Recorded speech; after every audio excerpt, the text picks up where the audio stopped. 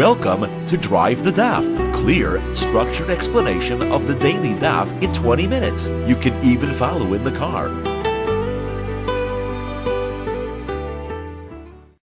Maseches Beitzah Daf is completely about the question of an egg which is born on the first day of Rosh Hashanah. Can it be eaten or not on the second day of Rosh Hashanah? This is a topic that's already been discussed. The core of the issue is Rosh Hashanah considered to be one long 2-day Yom Tov, 2 days of Vada Yom Tov, or is it considered to be a suffix which day is Yom Tov? Is it the first day or is it the second day, like Esfeka de Yoma? We've already seen that Chazal at some point created that it's one long Kiddusha. The Gemara says that Gezerah was repealed. When it's repealed, do we say that we go back to the status of a suffix which day it is, or is it still one long 2-day Yom Tov of Vada Kiddusha? The Gemara will have 5 or 6 positions of Amarayim on the subject, and the Gemara will support or attack each one. So first of all, let's get the background as to what happened with Rosh Hashanah. The Gemara says Rosh Hashanah was always kept, the first day was kept as Yom Tov, because we did not know if Edom would come on the first potential day that Rosh Hashanah could be, that is the 30th, the day of the month of Elul, which could either be Chol as part of Elul, or it could be the first day of Tishrei, and therefore Rosh Hashanah was always kept as Yom Tov. They used to usually have Edom coming before Mincha time, and then they would establish that today is the day of Rosh Hashanah, and there would be no problems. The problem is that one time they came after Mincha, and the Levim had already said the Shira of weekday by the Karban Talmud Shel Bein Arbayim, and so they decided from thenceforth they're not accepting Edom anymore after Mincha time. That being the case, though, they did have to keep that if Edom didn't come before then, they had to say that tomorrow, meaning the second day of Yom Tov, would be Vadai Yom Tov. Even if Edom came after Mincha on the first day, they would have to make that Rosh Hashanah was really established as being the second day. If Edom did come, though, they did have to keep the first day with Hilchos Yom Tov, just like they kept every year the first day with Hilchos Yom Tov. Now, people who weren't in the Beitzah Mikdash did not know what was going on. They did not know if Edom came or not, and therefore they always had to assume that Edom came after Mincha time, and therefore the second day was also established as Vada Yom Tov. So you have both the first day being kept as Yom Tov, and the second day being kept as Yom Tov. We did not know which day was the real Yom Tov, and that was established as a Salat Takana because of this incident that happened. They could not make any announcements, and therefore both days of Rosh Hashanah were set up for all places as being Vada Yom Tov. Now that was in the times of the Beitzah Mikdash. Says the Gemara, when the Beitzah Mikdash was destroyed, Yochanan ben Zakkai was the leader of the generation at the time, so he took off this rule that we don't accept witnesses anymore from after Mincha time, because there's no longer a problem that the Leviim would not know which shir to say. Therefore, we could accept witnesses after Mincha time. Once we could accept witnesses after Mincha time, says the Gemara, theoretically, we do not have to have both days have Kedushas Yom Tov anymore. Because if witnesses came at any point on the first day, on the 30th of El, they would say today is Rosh Hashanah and tomorrow is not Rosh Hashanah. And only when they got to tomorrow and there were no witnesses yet that they had to say, oh, okay, so now we don't know, we did not make yesterday Rosh Hashanah, so today has Rosh Hashanah. But we never had a situation in which both days had Kedusha. They never gave Kedusha to both days. The people who are away from the Beitzah Mikdash had to keep 2 days. That was misafik, not because Chazal gave Kedusha to both days. Now, therefore, says Rabbah, from the time that Rav Yochanan ben Zakkai took away this takana, Rosh Hashanah is no longer 2 Vadai days of Yom Tov. Now Rosh Hashanah is back to being a suffix which day it is, as the same halacha as all the other days of Yom Tov, where we say all the other 2-day Yomim Tovim and Chatzarts, where we say that if an egg is born the first day, you can eat it the second day, because either the first day was weekday, was Chol, in which case is no problem, or the second day is Chol, in which case is also no problem, because you can eat it now that it's not Yom Tov anymore. So that's Rabbah's position. Rabbah's position is that from when Rav Yochanan ben Zakkai took off the takana, that you can't accept witnesses anymore after Mincha time on the first day of Rosh Hashanah, it was no longer a Vada Yom Tov, it was now back to being a regular Sfeika de Yoma, and therefore an egg born on the first day is permitted to be eaten on the second day. Now the Gemara quotes Abaye, and Abaye's first attack is he says, look, Rav and Shmuel said specifically that it's Asar. So you tell me that it's Mutter. So Rabbah retorted, he said, I'm telling you Rav Yochanan ben Zakkai, you're telling me Rav and Shmuel, please, Rav and Shmuel were many, many years after Rav Yochanan ben Zakkai. You can't attack me from them.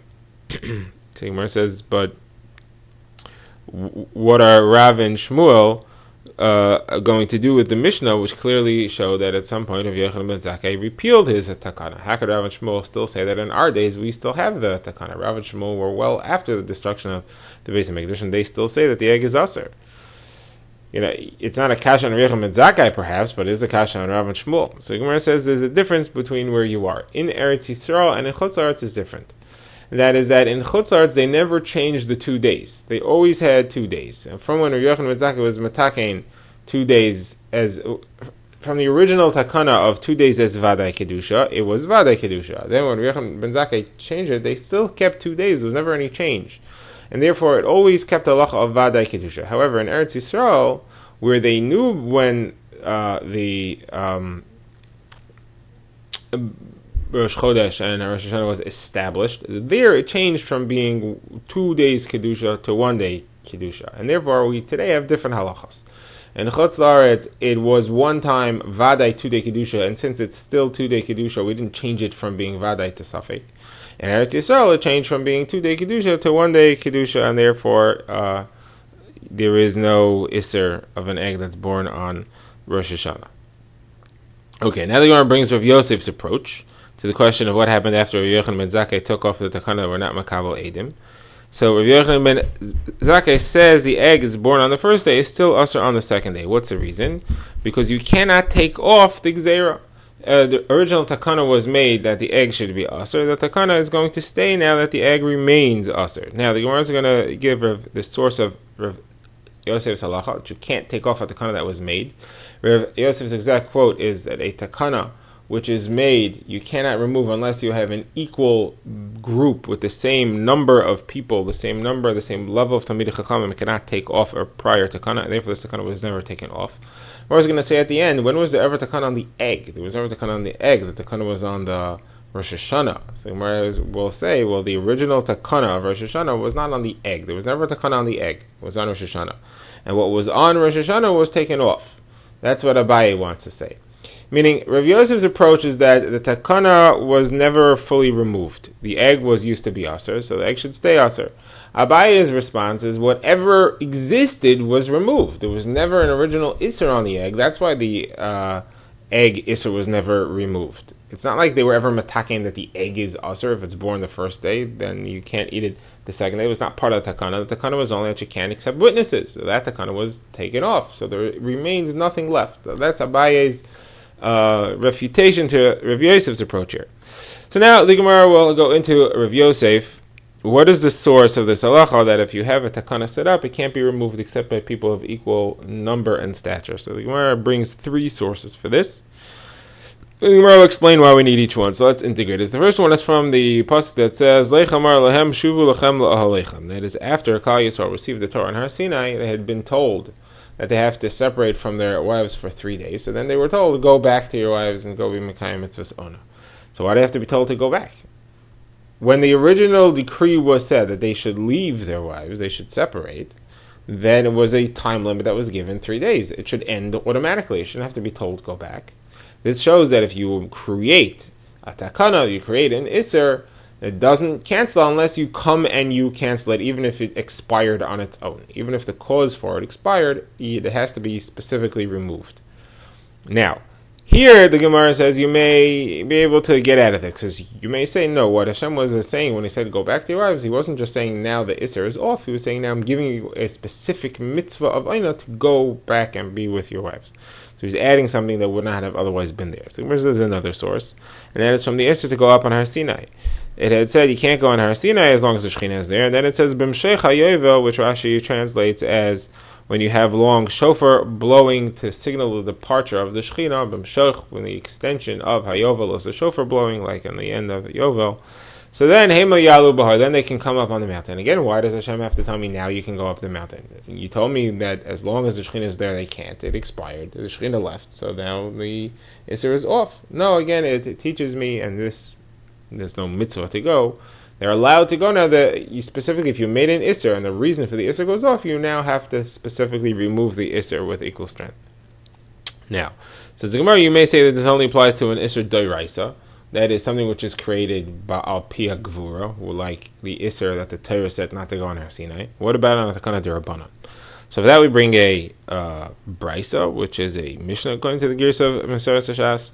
It says it was a mitzvah of Kerem Revoi. Kerem Revoi is grapes in their 4th year of planting.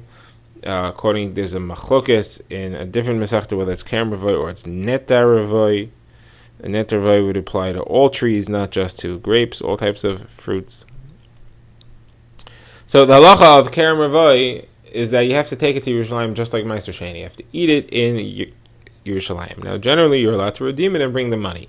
Chazal made a takana that within 1 day's travel in any direction of Yerushalayim, you can't redeem it. You have to bring the fruits themselves, and the reason is because we wanted the marketplace of Yerushalayim to be beautiful. We wanted it to be filled with fruits, people bringing and buying and selling. We wanted to stimulate the Yerushalmi fruit market. So Gemara says, the Mishnah says, what is the limit of 1 day's travel? So it defines it. In the south, it's until Eilat. In the north, it's until Akravas. In the west, it's until the eastern edge of Lud. And in the west, it's all the way till the Jordan River. So now this was from within this region, you had to come bring fruits yourselves. You couldn't redeem it and bring the money. So Gemara says, that Ula said, and perhaps it's Rabbi Barchanas and Rabbi Yechanan. Again, the reason is because we want Yerushalayim to be beautiful. Now, a follow-up Raisa says that Rabbi Eliezer had Kerem Revoi, he had these fruits, and he lived within the eastern edge of Lud, in a place called Kvar Tavi, and therefore this takana applied to him. And he couldn't schlep them to Yerushalayim, so he decided to be mafkir them, to declare them ownerless, and then the poor people would come and they could bring it to Yerushalayim, they could eat it there. So the Talmidim said to him, they already took the takana off. The takana does not apply anymore. Why doesn't the takana apply anymore? Because the Beitzah Mikdash was destroyed, and Yerushalayim is now run by the Goyim. So what do we care about stimulating the market if it's for the Nachrim that are there? The concept of the decree, the reason for the decree is gone. But they didn't just say that the reason for the decree is gone. They said that Rav Yochanan ben Zakkai and his Chaverim already went and they canceled this decree. So you see, you have to actually go and cancel the decree, even if it's a D'Rabbanan. It does not expire, even if the reason that it was created will expire on its own. You have to actually go remove it. Okay.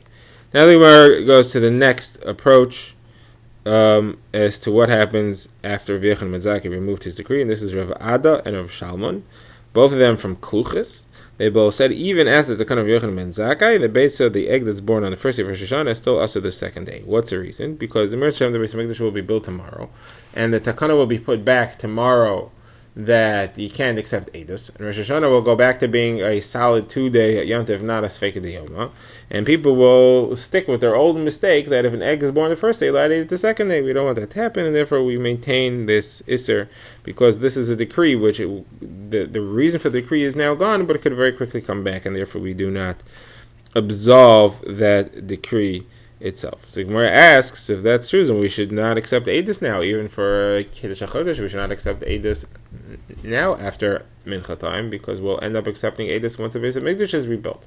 But says, no, that's different. That's up to Beis Din. Beis Din, we're not afraid they're going to make mistakes like that. Beis Din will know that this is different now than it was then. But people in their house eating eggs, there you have a problem that could potentially develop. Now the Gemara gives another approach here. This is Rava. Rava says even from the times of Rav Yochanan ben Zakkai, an egg born the first day is still also the second. And that's because Rav Yochanan ben Zakkai did not take off the Kedusha. Rav Yochanan ben Zakkai only said we're not makabel Eidos anymore. He still left in place that there is a Kedusha from the first day and the second day.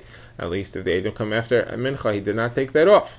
And therefore there is no reason for us to consider that the halacha is changed in any way. Rava also adds, in all these questions of an egg born a first day and a second day, which we had 3 discussions brought up on the last daf, if it's born Shabbos to Yom Tov to Shabbos, or 2 days Yom Tov Sheni Shel Galius, or 2 days Rosh Hashanah, there in all of them the halacha is like Rav. Bein L'Kula, Bein L'Chumra. Whichever one says Machmar on, we go like Rav. Whichever one's Ramekon, we go like Rav. And this is an exception to the general rule. We go like Rav Yochanan against Rav, at least in the first case. And the halacha here is like Rav in all 3. Drive the Daf is a project of the Grand Woodlands Shul and is presented by Rabbi Yitzchak Landa. Find us on YouTube or subscribe to daily emails by emailing drivethedaf@gmail.com.